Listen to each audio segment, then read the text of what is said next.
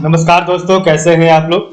मेरा नाम सौरभ कुमार है और मैं आप लोग को यहाँ पर एनसीईआरटी सार संग्रह क्लास 6 to 12 पढ़ा रहा हूँ। और इस किताब से हम लोग पढ़ने जा रहे हैं।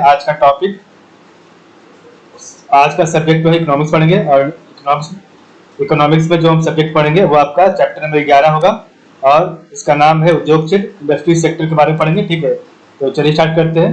चैप्टर नंबर 11, चैप्टर का नाम है उद्योग क्षेत्र, इंडस्ट्री सेक्टर। ठीक है,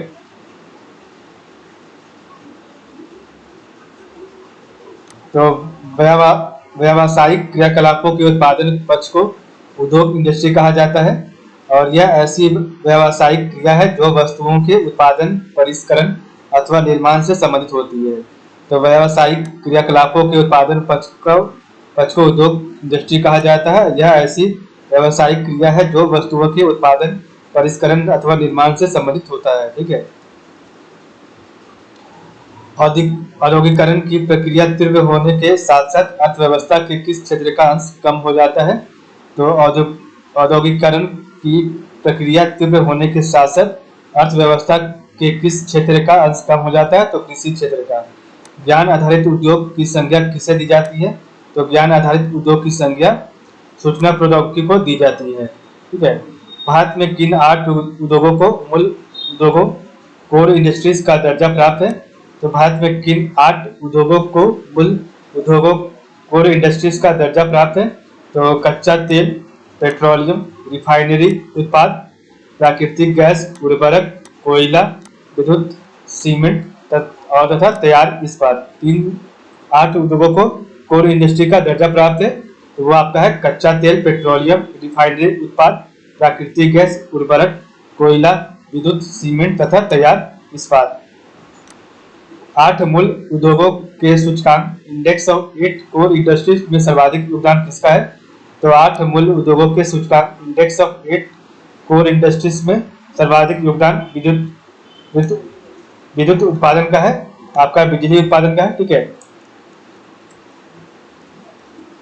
भारत की प्रथम औद्योगिक नीति की घोषणा 6 अप्रैल 1948 को तत्कालीन उद्योग एवं वाणिज्य मंत्री डॉक्टर श्यामा प्रसाद मुखर्जी द्वारा की गई थी। तो भारत की प्रथम औद्योगिक नीति की घोषणा 6 अप्रैल 1948 को तत्कालीन उद्योग एवं मंत्री डॉक्टर श्यामा प्रसाद मुखर्जी द्वारा की गई थी। औद्योगिक और वित्तीय पुनर्निर्माण board of industrial and financial reconstruction BIFR किससे संबंधित है। तो औद्योगिक और वित्तीय पुनर्निर्माण board for industrial and financial reconstruction BIFR किससे संबंधित है। तो रुग्ण इकाइयों के पुनर्निर्माण एवं वितरण से संबंधित है। औद्योगिक नीति के द्वितीय वर्ग के अंतर्गत कितने आधारभूत उद्योग आते हैं। तो औद्योगिक नीति के द्वितीय वर्ग के अंतर्गत कितने आधारभूत उद्योग आते हैं। तो अच्छा आते हैं। कोयला है, लौह इस्पात है, वायुयान है, निर्माण, जलयान निर्माण, टेलीफोन तथा खनिज तेल प्रसंस्करण उद्योग है। तो औद्योगिक नीति के द्वितीय वर्ग के अंतर्गत कितने आधारभूत उद्योग आते हैं। तो 6 आते हैं। इसमें आपका है कोयला, लौह इस्पात, वायुयान निर्माण, जलयान निर्माण, टेलीफोन तथा खनिज तेल प्रसंस्करण उद्योग। बजट 2020-21 में सरकार ने उद्योग क्षेत्र, व्यापार और निवेश पर कितनी राशि का आवंटन किया है। तो 27,300 करोड़ का राशि आवंटन किया है। ठीक है, तो बजट 2020-21 में सरकार ने उद्योग क्षेत्र, व्यापार और निवेश पर कितनी राशि का आवंटन किया है। तो 27,300 करोड़ का आवंटन किया है। भारत में लघु स्तर, स्मॉल स्केल का सबसे मुख्य उद्योग कौन सा है। तो भारत में लघु स्तर, स्मॉल स्केल का सबसे मुख्य उद्योग हथकरघा उद्योग है, हैंडलूम इंडस्ट्रीज है। कंपनी द्वारा किस पूंजी पर लाभांश की घोषणा की जाती है। तो कंपनी द्वारा किस पूंजी पर लाभांश की घोषणा की जाती है। तो अविदत पूंजी, सब्सक्राइब्ड कैपिटल पर की जाती है। ठीक है, तो कंपनी द्वारा किस पूंजी पर लाभांश की घोषणा की जाती है। तो अविदत पूंजी, सब्सक्राइब्ड कैपिटल पर की जाती है। निजीकरण, प्राइवेटाइजेशन से क्या आशय है। तो निजीकरण, प्राइवेटाइजेशन से क्या आशय है। तो निजी क्षेत्र को स्वामित्व और प्रबंधन का हस्तांतरण करना। तो निजी क्षेत्र को स्वामित्व और प्रबंधन का हस्तांतरण करना है। भारत में मेगा फूड पार्क्स योजना का उद्देश्य खाद्य प्रसंस्करण उद्योग के लिए अवसंरचना इंफ्रास्ट्रक्चर सुविधाओं में सुधार लाना है। तो भारत में मेगा फूड पार्क्स योजना का उद्देश्य खाद्य प्रसंस्करण उद्योग के लिए अवसंरचना इंफ्रास्ट्रक्चर सुविधाओं में सुधार लाना है। ठीक है। वर्ष 2005 में गठित राष्ट्रीय निवेश निधि नेशनल इनोवेशन फाउंडेशन NIF का मुख्य उद्देश्य क्या है? तो सामाजिक क्षेत्र की परियोजनाओं में निवेश करना है। तो वर्ष 2005 में गठित राष्ट्रीय निवेश निधि नेशनल इनोवेशन फाउंडेशन NIF का मुख्य उद्देश्य क्या है? तो सामाजिक क्षेत्र की परियोजनाओं में निवेश करना है। ठीक है। BSNL भारत संचार निगम लिमिटेड BSNL की स्थापना किस वर्ष हुई थी? तो वर्ष 2000 में हुई थी। कागज विनिर्माण उद्योग के लिए प्रसिद्ध कौन सा स्थान है? तो कागज विनिर्माण उद्योग के लिए यमुनानगर, गुवाहाटी तथा बल्लारपुर है। ठीक है। तो कागज विनिर्माण उद्योग के लिए प्रसिद्ध कौन सा स्थान है? यमुनानगर, गुवाहाटी तथा बल्लारपुर उद्योग है। ठीक है, बल्लारपुर जगह है। ठीक है। मेक इन इंडिया कार्यक्रम के लोगो क्या है? तो आपका शेर है। मेक इन इंडिया कार्यक्रम का लोगो शेर है। आधार क्षय एवं लाभ हस्तांतरण, base erosion and profit shifting पद का संदर्भ बहुराष्ट्रीय कंपनी द्वारा किए जाने वाले कर अपवंचन टैक्स इवेशन पर प्रतिबंध लगाना है। तो आधार क्षय एवं लाभ हस्तांतरण, base erosion and profit shifting पद का संदर्भ बहुराष्ट्रीय कंपनियों द्वारा किए जाने वाले कर अपवंचन टैक्स इवेशन पर प्रतिबंध लगाना है। उद्योग में लघु क्षेत्र के लिए वस्तुओं को आरक्षित करने की अनुशंसा किस समिति ने की थी? तो आबिद हुसैन समिति ने की थी। तो उद्योग में लघु क्षेत्र के लिए वस्तुओं की आरक्षित करने की अनुशंसा किस समिति ने की थी? तो आपका है आबिद हुसैन समिति ने किया था। भारत में मिल निर्मित कपड़े का सर्वाधिक उत्पादक राज्य कौन है? तो भारत में मिल निर्मित कपड़े का सर्वाधिक उत्पादक राज्य कौन है? सा है तो आपका गुजरात है।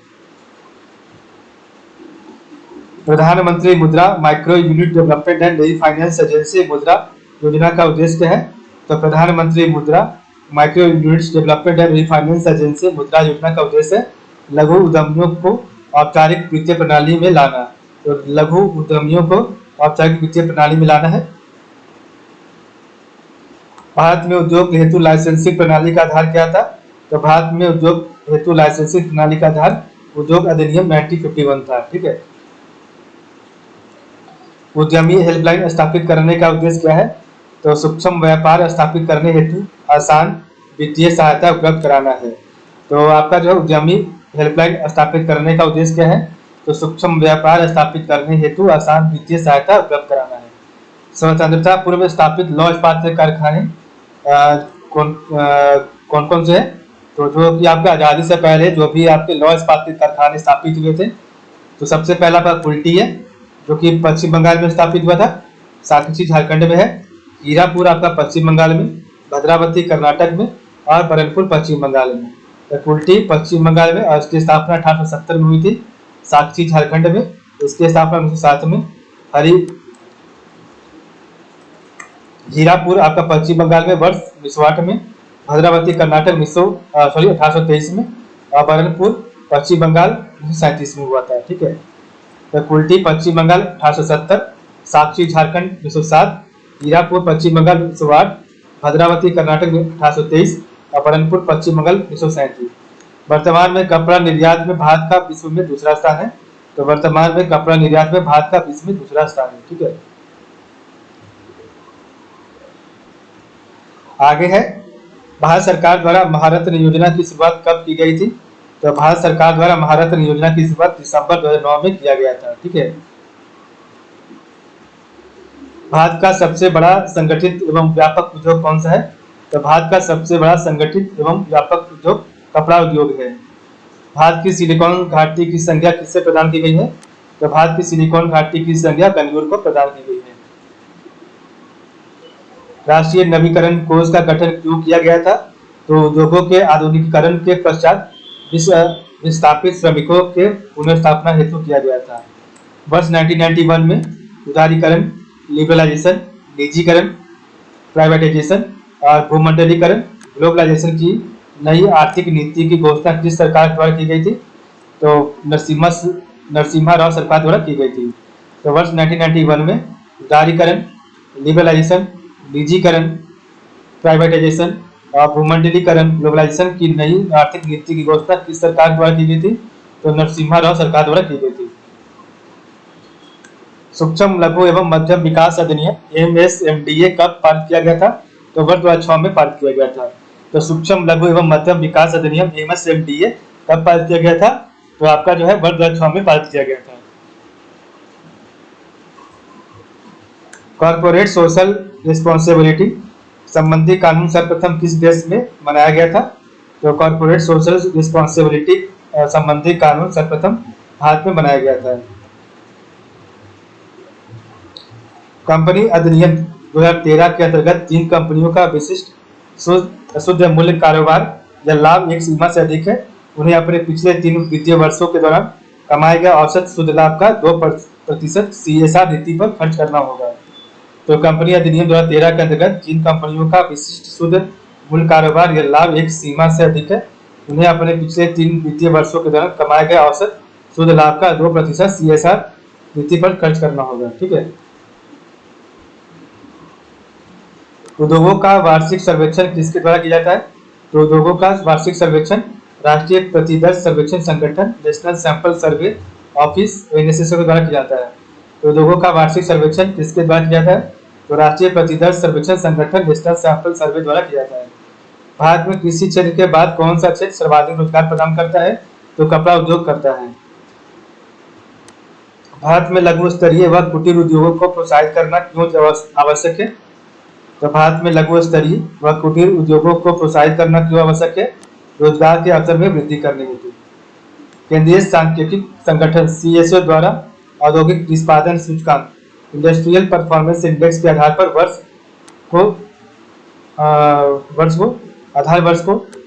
2004-05 से बदलकर नया आधार वर्ष कौन सा कर दिया गया है? तो वर्ष 2011-12 कर दिया गया है। तो केंद्रीय सांख्यिकी संगठन CSO द्वारा औद्योगिक निष्पादन सूचकांक इंडस्ट्रियल परफॉर्मेंस इंडेक्स के आधार वर्ष को वर्ष 2004-05 से बदलकर नया आधार वर्ष 2011-12 कर दिया गया है। रोजगार की दृष्टि से उत्तर प्रदेश का सबसे बड़ा उद्योग कौन सा है? तो आपका हथकरघा उद्योग है। तो रोजगार की दृष्टि से उत्तर प्रदेश का सबसे बड़ा उद्योग हथकरघा उद्योग है। वर्ष 1999 में किसकी अध्यक्षता में प्रतिस्पर्धा नीति पर कानूनी समिति गठन हुआ था? तो वर्ष 1999 में किसकी अध्यक्षता में प्रतिस्पर्धा नीति कानून समिति गठन हुआ था? तो SBS राजभवन समिति के द्वारा। ठीक है। भारत में उदार औद्योगिक नीति किस वर्ष अपनाई गई? तो भारत में उदार औद्योगिक नीति वर्ष 1991 में अपनाई गई।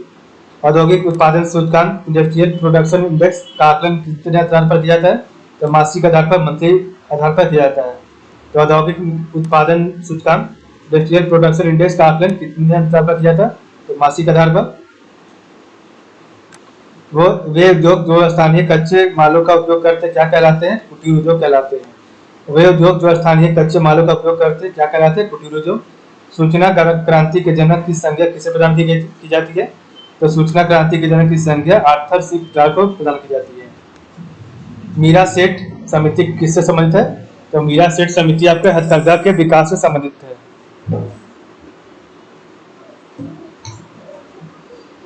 असंगठित सेक्टर के उद्योगों के लिए गठित राष्ट्रीय आयोग का अध्यक्ष कौन थे? तो असंगठित सेक्टर के उद्योगों के लिए गठित राष्ट्रीय आयोग के अध्यक्ष अर्जुन सेन गुप्ता थे। सत्यम समिति का संबंध किससे है? वस्त्र नीति से संबंध है। सत्यम समिति का संबंध वस्त्र नीति से।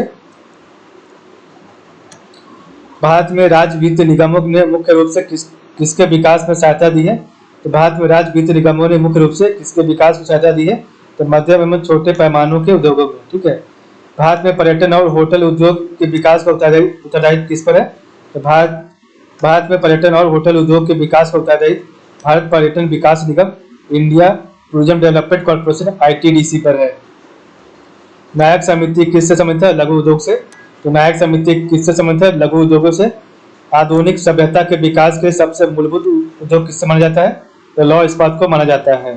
तो आधुनिक सभ्यता के विकास के सबसे मूलभूत उद्योग लौह इस्पात उद्योग को माना जाता है।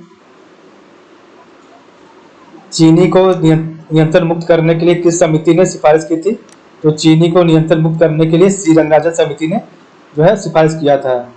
किस वित्तीय वर्ष जिससे सार्वजनिक उद्यमों में जिस इन्वेस्टमेंट आरंभ हुआ? तो किस वित्तीय वर्ष से जिससे सार्वजनिक उद्यमों में विनिवेश इन्वेस्टमेंट आरंभ हुआ? तो वर्ष 91-92 में, वर्ष 1991-92 में। HAL Hindustan aeronautics limited HAL किससे संबंधित है? तो वायुयानों के उत्पादन से संबंधित है। तो HAL हिंदुस्तान एरोनॉटिक्स लिमिटेड वायुयानों के उत्पादन से संबंधित है। स्वतंत्रता के बाद स्थापित प्रमुख इस्पात संयंत्र, तो इस्पात संयंत्र आपका इधर स्थापना वर्ष, स्थापना में सहयोगी देश, ठीक है। तो स्वतंत्रता के बाद स्थापित प्रमुख इस्पात संयंत्र, तो राउरकेला उड़ीसा 1995, 1955 जर्मनी के सहयोग से, भिलाई छत्तीसगढ़ में 1955 पूर्व सोवियत संघ के सहयोग से, दुर्गापुर इस्पात संयंत्र पश्चिम बंगाल में है और 1955 में इसका स्थापना हुआ था और इसका सहयोगी देश ब्रिटेन था। बोकारो इस्पात संयंत्र झारखंड में है, इसकी स्थापना 1964 में हुई थी और इसका सहयोगी देश पूर्वी सोवियत संघ था, ठीक है। तो स्वतंत्रता के बाद स्थापित प्रमुख इस्पात संयंत्र, तो राउरकेला इस्पात संयंत्र उड़ीसा में है, भिलाई इस्पात संयंत्र छत्तीसगढ़ में है, दुर्गापुर इस्पात संयंत्र पश्चिम बंगाल में है, आपका बोकारो इस्पात संयंत्र झारखंड में है, ठीक है। और राउरकेला इस्पात संयंत्र का स्थापना 1955 में, भिलाई इस्पात संयंत्र का 1955 में, दुर्गापुर इस्पात संयंत्र 1955 और बोकारो का 1964 में, ठीक है। राउरकेला का जर्मनी के द्वारा, भिलाई का आपका जो है USSR के द्वारा, दुर्गापुर का ब्रिटेन के द्वारा और बोकारो का पूर्व सोवियत संघ के द्वारा, ठीक है।